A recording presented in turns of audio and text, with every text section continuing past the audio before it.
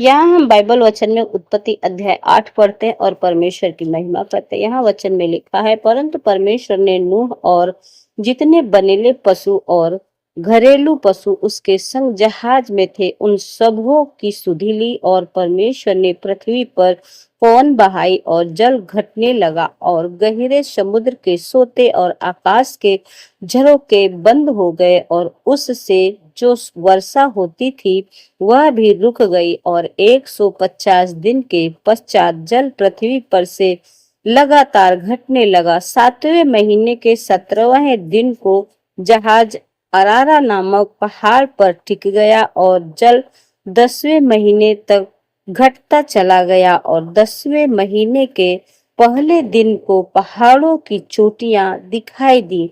फिर ऐसा हुआ कि 40 दिन के पश्चात नूह ने अपने बने हुए जहाज की खिड़की को खोलकर एक कौवा उड़ा दिया। जब तक जल पृथ्वी पर से सूख न गया तब तक कौवा इधर उधर फिरता रहा। फिर उसने अपने पास से एक कबूतरी को भी उड़ा दिया कि देखे कि जल भूमि पर से घटता गया कि नहीं। उस कबूतरी को अपने पैर टेकने के लिए कोई आधार ना मिला तो वह उसके पास जहाज में लौट गई, क्योंकि सारी पृथ्वी के ऊपर जल की ही जल छाया था। तब उसने हाथ बढ़ाकर उसे अपने पास जहाज में ले लिया। तब और 7 दिन तक ठहर कर उसने उसी कबूतरी को जहाज में से फिर उड़ा दिया, और कबूतरी सांझ के समय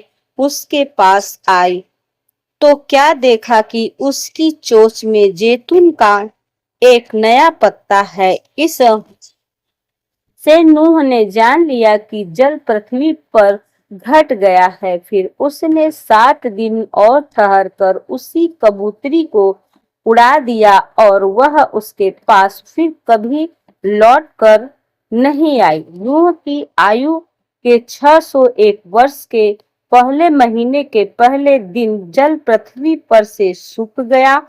तब नूह ने जहाज की छत खोलकर क्या देखा कि धरती सूख गई, और दूसरे महीने के 27वें दिन को पृथ्वी पूरी रीति से सूख गई। तब परमेश्वर ने नूह से कहा, तू अपने पुत्रों, पत्नी, बहुओं समेत जहाज में से निकला। परमेश्वर की स्तुति हो। परमेश्वर भला है, उसकी करुणा सदा की है। हम इन वचनों को पढ़े हैं और परमेश्वर की महिमा करें, परमेश्वर के वचनों को सुने और परमेश्वर के बड़े बड़े सामर्थ्य के कार्यों को देखें और एक बड़े सफलता को, बड़े विजय को पाए। यीशु के नाम में आमीन।